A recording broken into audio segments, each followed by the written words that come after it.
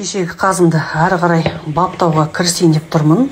Мына жерде қара өрік пен алма. Осыларды қаздың ішіне саламын. Жақсылап тығыздап тұрып, толтырып салу керек. Бисмиллахиррахманиррахим деп.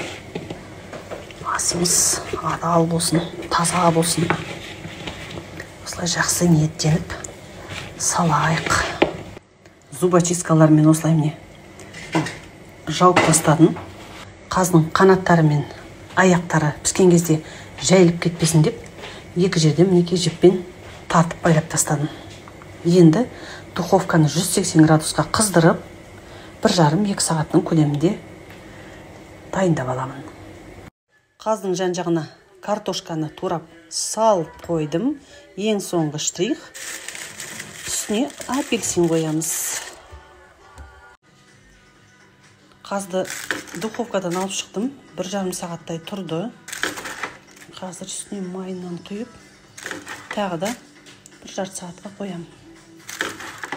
Сол кезде менде поджаристый қуырылған әдемі қаз болып шығады.